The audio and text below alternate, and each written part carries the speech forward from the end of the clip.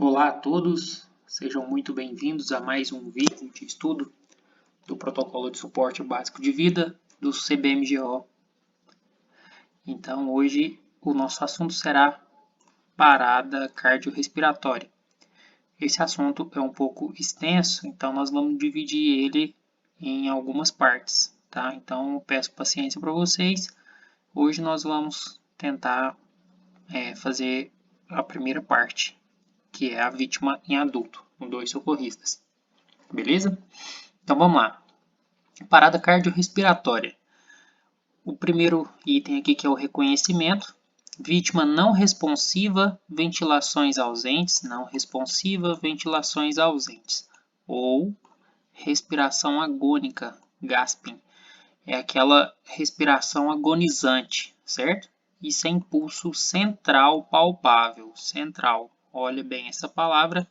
Esse pulso central vai ser o pulso carotídeo da artéria carótida, certo? Crianças menores que 1 ano de idade com frequência cardíaca inferior a 60 batimentos por minuto. Deve ser interpretado como ritmo de parada cardiorrespiratória.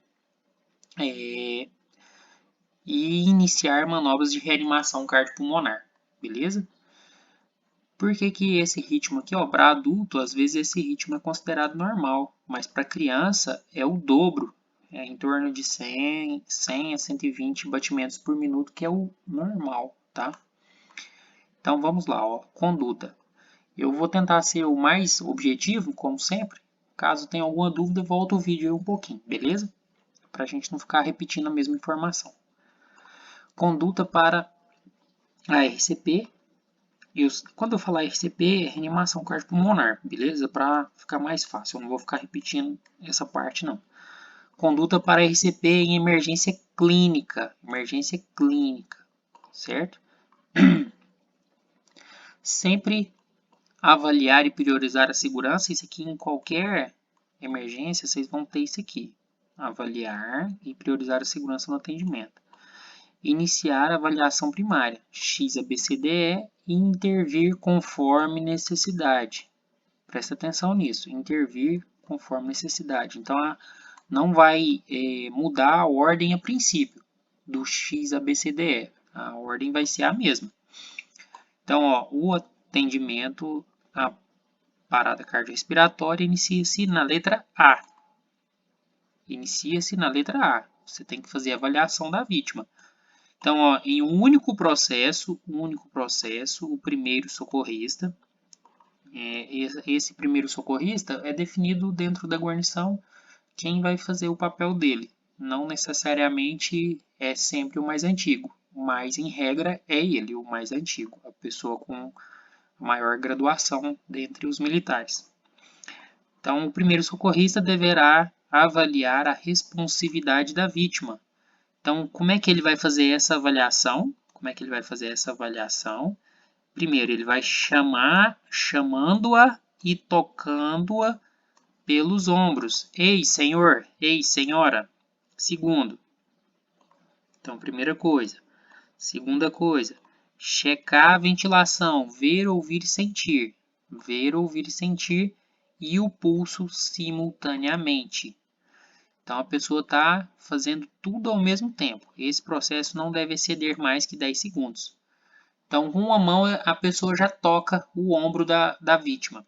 Se a vítima responde, ela não está em parada cardiorrespiratória. Se ela geme, ela não está em parada cardiorrespiratória. À medida que você encosta nela e ela geme, respondendo, mesmo que não seja verbalmente, mas com gemido, ela não está em parada cardiorrespiratória. Quando você encosta nela e ela não tem nenhuma resposta, aí você passa para essa situação de checar a ventilação, ver, ouvir e sentir e o pulso. Então você já faz essas duas ao mesmo tempo. Se a vítima não estiver responsiva, sem pulso ou sem ventilação, ou ventilação normal, esse I ou é porque ou ela vai estar sem ventilação ou ela vai estar com a ventilação normal, que é o gasping. A pessoa está agonizando, aquela respiração.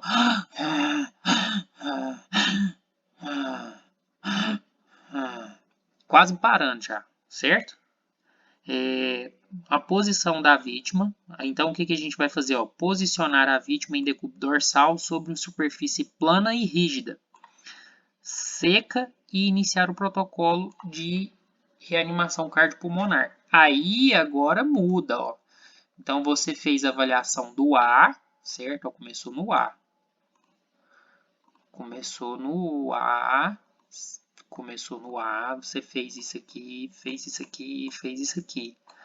Constatou que ela não está responsiva. Não está responsiva, ela não responde nada. Se ela respondeu, ela não tem parada cardiorrespiratória. Se ela falou, oi, meu nome é fulano de tal, não está em parada cardiorrespiratória. Então, caso ela não esteja responsiva, está sem pulso, precisa estar sem pulso. Parece óbvio, mas tem que estar sem pulso. E ainda sem ventilação ou respiração normal, o GASP. O que vocês vão fazer? Posicionar a vítima em decúbito dorsal. O que é o decúbito dorsal? De costas, com as costas no chão, sobre superfície plana e rígida. Não adianta você colocar ela em cima da cama. Quando você fizer a massagem cardíaca, você vai estar massageando a cama. Tá? Precisa de um apoio para ser uma resistência ali. Para quando você comprimir o tórax, realmente comprimir o tórax. Seca e iniciar o protocolo de RCP. Aí agora vai mudar, ó. CABD. CABD. Aí muda, beleza? Vamos voltar para nossa cor. Então, ó, o quinto passo. Simultaneamente e no curto prazo que o socorrista 1 está avaliando a vítima, o socorrista 2.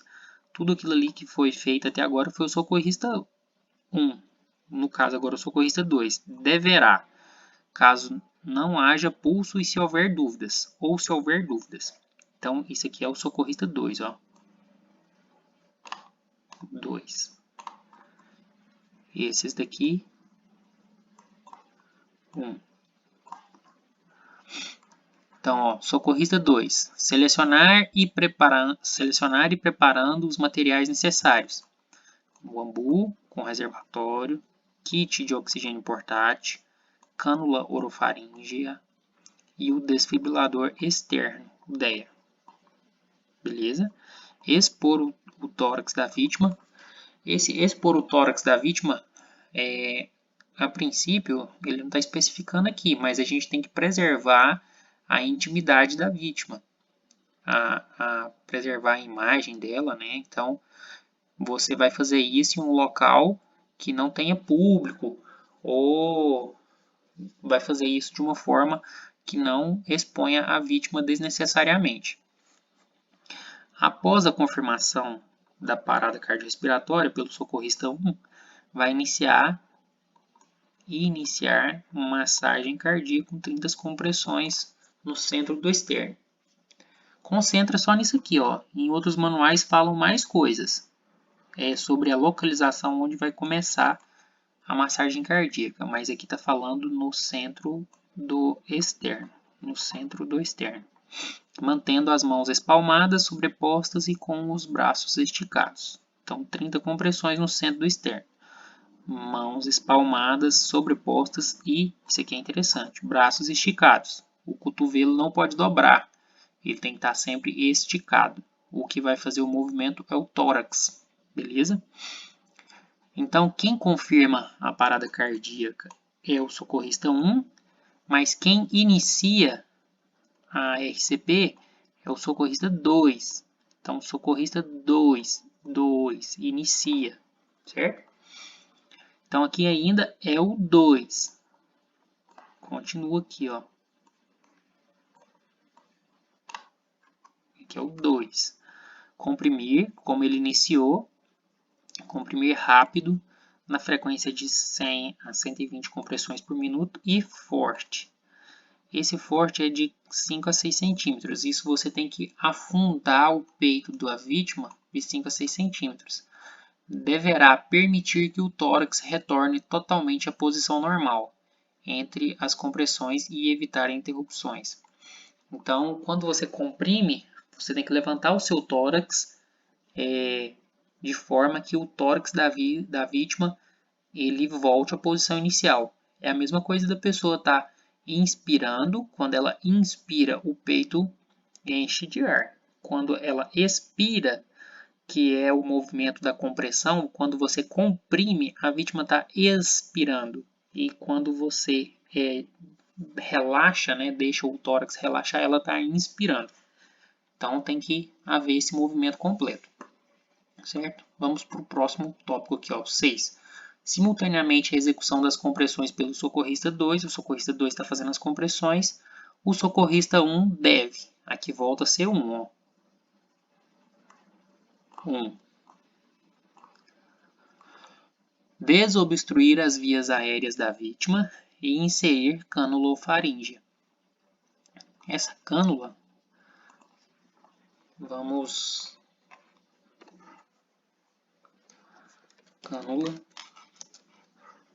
A cânula de faringe é essa cânula de Guedel, mais conhecida.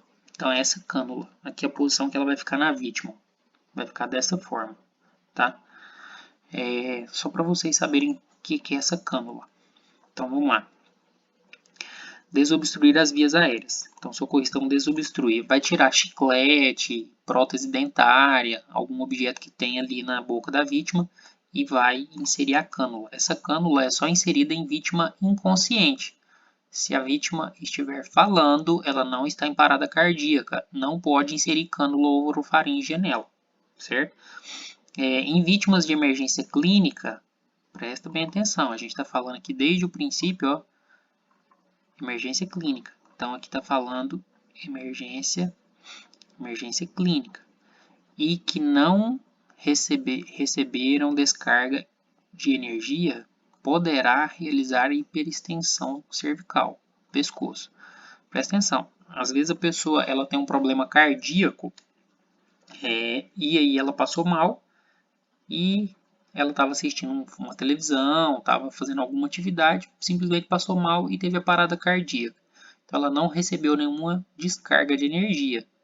Agora ela estava trabalhando em um andaime pintando e ela teve essa parada cardíaca lá em cima e ela sofreu uma queda do andaime. Então a descarga de energia aqui, ó, quer dizer trauma.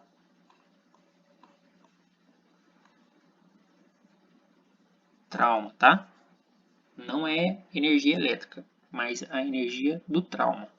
Poderá realizar a hiperextensão da cervical, ou seja, ela pode fazer a hiperextensão do pescoço. Após as primeiras 30 compressões pelo socorrista 2, as primeiras 30, iniciar ventilação com 2 insuflações. Quem que vai fazer essas ventilações aqui, ó? É o socorrista 1.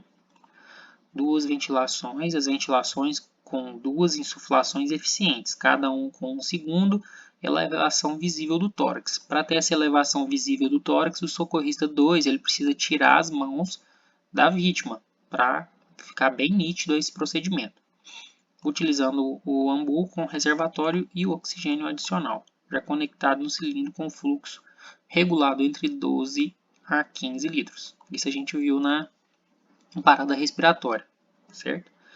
O sétimo aqui, ó. Após as 2 insuflações, o socorrista 2 reinicia. Aqui de novo o 2, ó. Volta para o 2. O 7. Socorrista 2 reinicia as massagens cardíacas executando 30. A reanimação cardiopulmonar será realizada pelo socorrista 1 e 2. Realizada pelo primeiro e segundo socorrista, devendo manter um ritmo de 30 compressões para 2 insuflações. Então, 30 por 2, com checagem de pulso a cada 2 minutos ou 5 ciclos. Então, a cada 5, se você não estiver com o relógio marcando os 2 minutos, você vai fazer 5 ciclos, vai contar 5 ciclos. O que é esses 5 ciclos? O socorrista 2 fez 30 compressões e o socorrista 1 fez 2 insuflações. Isso é um ciclo. Verifica o pulso, repete. Não, desculpa. Fez as 30 compressões e em seguida o socorrista 2 fez as 30 compressões e o socorrista 1 fez as 2 insuflações, um ciclo. Vai continuar vai repetir esse processo até dar 2 minutos ou 5 ciclos. Aí para e aí faz a checagem do pulso, certo? Então, ó, com checagem do pulso a cada 2 minutos. Então, é 30 por 2. Esse 30 aqui são as compressões e aqui as insuflações. A cada 2 minutos ou 5 ciclos.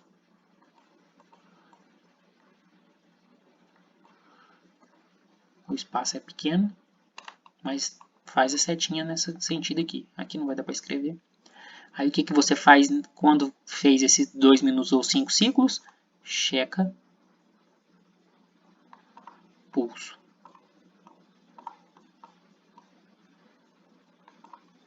Checa o pulso. Não tem pulso. O que você vai fazer? Vai continuar. Vai repetir de novo esse procedimento, certo? Vamos lá para o item 9. Então, o 8 fechamos. Então, 30, só para ficar bem claro, 30 compressões, 2 insuflações. Vai repetir isso aqui por 2 minutos ou 5 ciclos. Cada vez que você faz isso aqui é um ciclo. Fechou 2 minutos ou 5 ciclos, checa o pulso. Não tem pulso, volta a repetir. Tá? Então, ó, caso a equipe, a guarnição, tenha o terceiro socorrista, esse, após informar o COB, que é o Centro de Operações de Bombeiro, e solicitar, o terceiro socorrista vai solicitar apoio de suporte avançado, e de posse do desfibrilador externo automático, que é o DEA, assim que possível, posiciona precocemente as pás do DEA, né? As pás do DEA no tórax da vítima. Ó, instalar, esse aqui é o terceiro socorrista. Vamos lá. Número 3. Instalar os eletrodos de adulto do DEA, que é o desfibrilador. Tá, presta atenção, aqui é o DEA, que é o desfibrilador externo automático, no tórax desnudo. Por isso que lá no começo expõe o tórax. Raspado. O tórax masculino tem pelo, precisa ser raspado. E seco. Ele precisa estar seco para as pás terem boa aderência, sem interromper as compressões. O socorrista 2 está comprimindo lá e o socorrista 3 está caçando um jeito de instalar essas pás. Com o posicionamento dos eletrodos, o DEA deverá ser ligado. Quando deverá ser ligado? Quando ele ficar ligado, ó, os socorristas 1 e 2 devem interromper a RCP. Quando ele ligar, ele vai fazer a análise da vítima. E para fazer essa análise, o socorrista 1 e 2 precisa parar. E ainda não pode tocar na vítima, porque o desfibrilador pode considerar os sinais vitais dos socorristas como da vítima. Então, enquanto o equipamento... Então, ó, não deve tocar na vítima enquanto o equipamento estiver analisando o ritmo cardíaco, estudo da vítima. Então, não deve tocar e eles devem interromper a RCP. Interromper e não tocar. As duas coisas. As duas coisas. Não é uma ou outra. As duas coisas. Após a análise do ritmo cardíaco, seguir a orientação do DEA. Quando faz a instalação do DEA na vítima, quando conecta as pás, é ele que vai fazer as orientações. O aparelho ele dá ordens diretas para os socorristas, certo? Por exemplo, se houver indicação do choque, ele vai solicitar que todos né, se afastem da vítima e vai disparar o choque quando indicado pelo DEA. O 10 ó, vai reiniciar a RCP depois do choque, caso tenha sido indicado ou não. Caso não tenha sido, ele vai indicar para reiniciar a RCP. Caso ele indique o choque, ele vai indicar a RCP. Vai reiniciar a RCP no ritmo de 30 por 2. Vai ser isso aqui com os dois socorristas, sem desconectar o DEA. Não pode tirar ele. E avaliar o pulso a cada 2 minutos ou 5 ciclos. Então, com o DEA ou sem o DEA, é a mesma coisa. Só que com o DEA, ele vai marcar os 2 minutos, certo? Então, você vai fazer conforme os 2 minutos, porque ele não vai avaliar antes. Então, a cada 2 minutos, como ele tem um cronômetro, ele vai fazer a avaliação. Você, como socorrista, pode fazer antes. Você acha que a vítima recobrou os sinais vitais. Você pode fazer antes. Deu 5 ciclos, você vai e checa os sinais da vítima. Porém, quando der os 2 minutos, o DEA vai reavaliar de novo. Certo? É o passo 11. Após 2 minutos de compressões e insuflações eficientes, checar novamente o ritmo com o DEA. Então, sempre que der 2 minutos, o DEA vai fazer essa checagem, vai fazer essa nova checagem. Como eu expliquei aqui, ó, ele tem um cronômetro, ele faz isso de forma automática. Se o choque, aqui na avaliação do DEA, isso vai acontecer quando o DEA avaliar. Se você fizer a avaliação após os 5 ciclos, se você faz os 5 ciclos antes de 2 minutos, e você avalia, caso o DEA reavalie depois, na hora que der os 2 minutos, aí sim ele vai indicar. Você não consegue dar o choque antes. Então, quando o DEA faz a nova checagem, ele checa novamente, então ele vai checar se choque for indicado, siga as orientações do equipamento. O equipamento vai te orientar. Em seguida, reinicie RCP com um ciclo de 30 compressões para 2 insuflações. Se o choque não for indicado, checar o pulso carotídeo. Aí você vai checar e, se pulso ausente, reiniciar imediatamente a RCP com aquela proporção de 30 por 2. Certo? O choque foi indicado, você já reinicia. Caso o choque não for indicado, você avalia e reinicia caso não tenha pulso. Ponto 12. Passo 12. Checar pulso carotídeo a cada 2 minutos. Aqui já está voltando a considerar que talvez não tenha ideia, mas continua, certo? Então, checar o pulso carotídeo a cada 2 minutos. Se a vítima não voltar a ter sinais vitais e o DEA não for indicado, manter a RCP no ritmo de 30 compressões para 2 insuflações a cada 2 minutos, ou 5 ciclos. Bom, o que significa esse ponto aqui, ó? Esse passo 12? Significa que o socorrista, quando não tem o DEA, ou até mesmo com o DEA, a palavra final é dele. Mesmo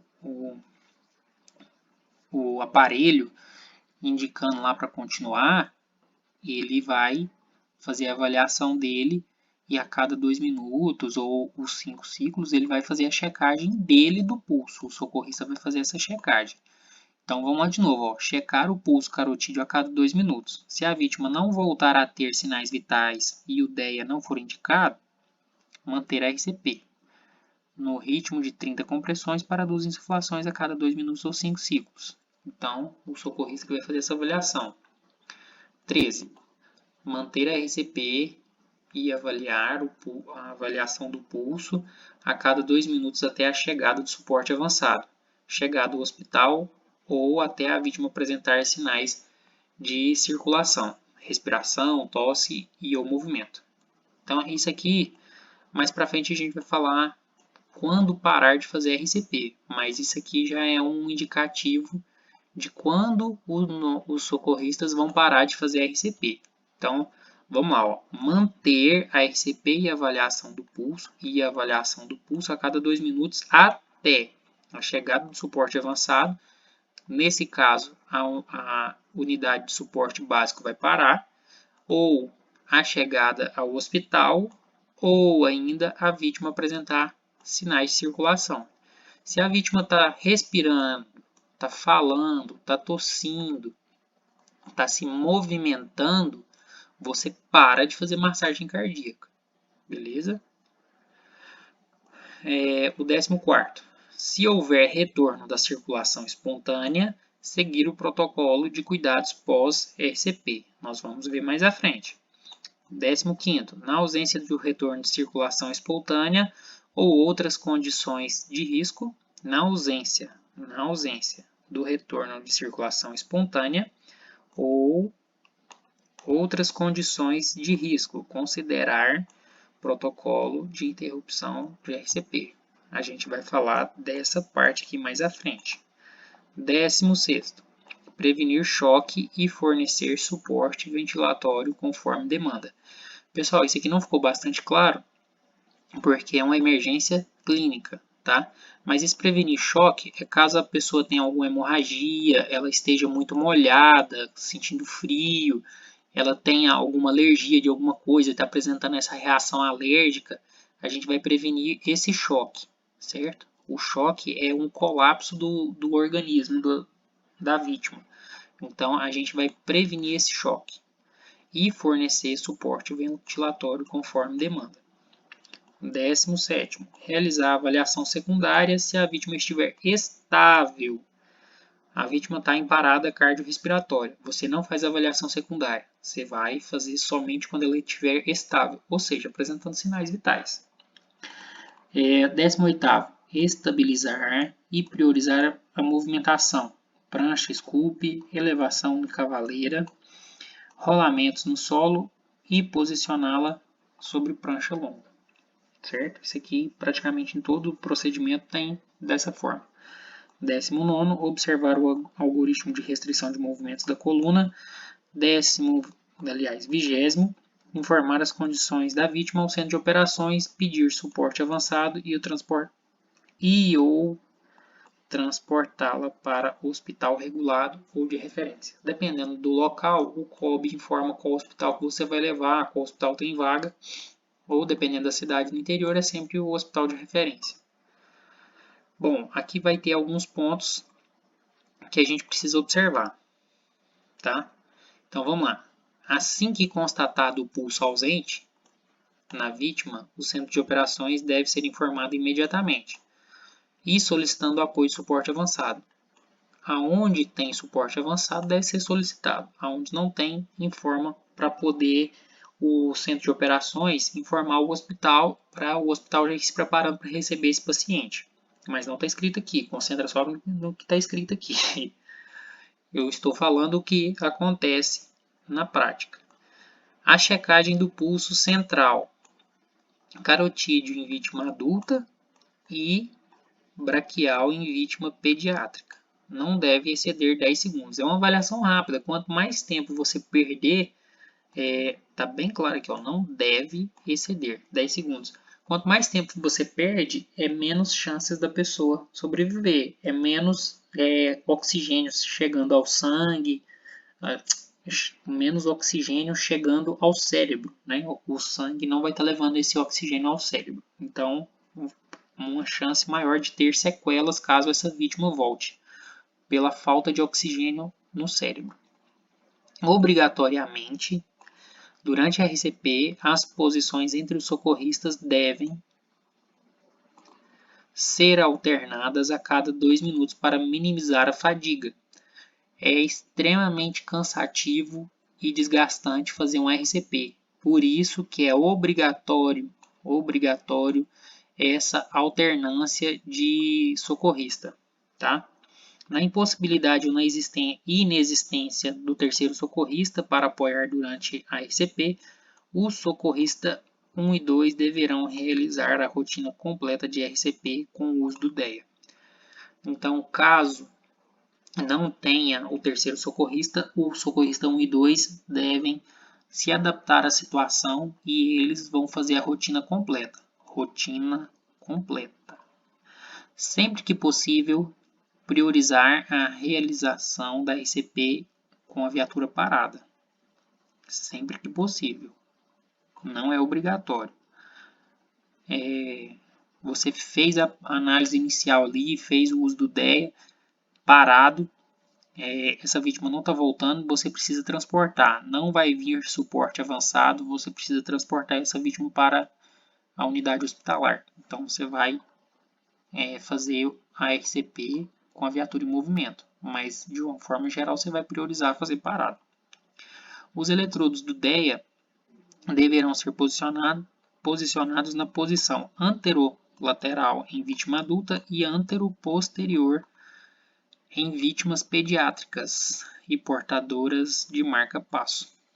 De uma forma simples para vocês entenderem, esse anterolateral seria na frente e na lateral, caso seja vítima adulta. Se for uma vítima pediátrica, então vai ser anteroposterior. Então, o anteroposterior seria na lateral, porém nas costas, tá? E se for portadora de marca-passo, também anteroposterior. Na ausência de atenuador de carga ou eletrodos específicos para a vítima pediátrica, poderão ser usados eletrodos para a vítima adulta.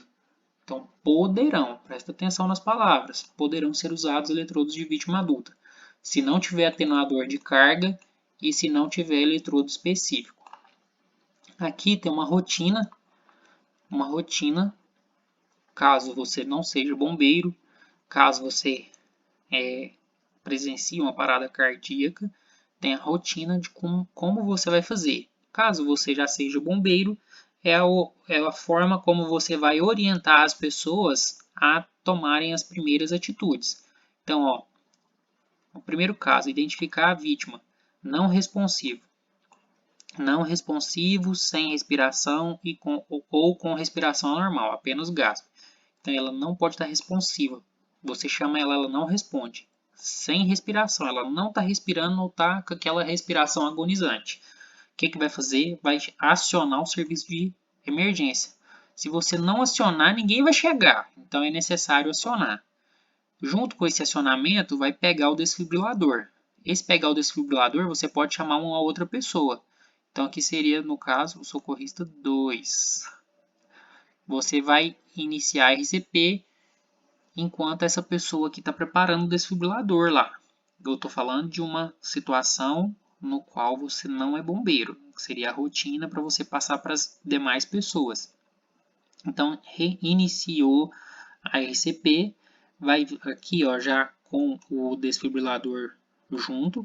Verifique o ritmo, choque caso indicado e repita a cada 2 minutos. Então, aqui o que você vai fazer? Comprimir com rapidez e com força. Comprima com rapidez e força.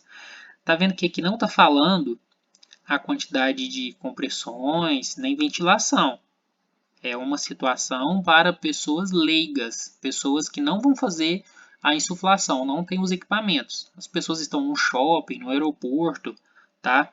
Você tem os equipamentos, você tem o conhecimento, vai agir conforme está escrito nos passos aqui atrás.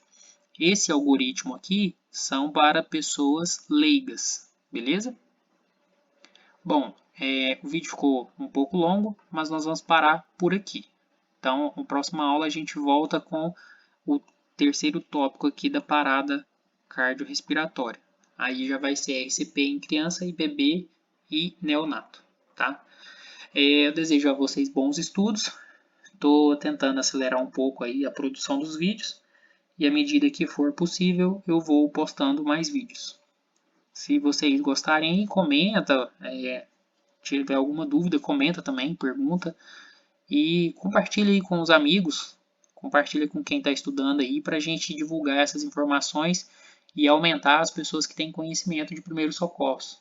Porque caso alguém necessite, tem pessoas capacitadas para poder ajudar, para poder atuar ali, mesmo que seja a princípio, né, um atendimento improvisado, até chegar alguém com equipamentos, com EPIs necessários, mas você vai ter conhecimento para poder iniciar, para poder fazer alguma coisa, certo? Então, eu desejo a todos bons estudos e fiquem com Deus.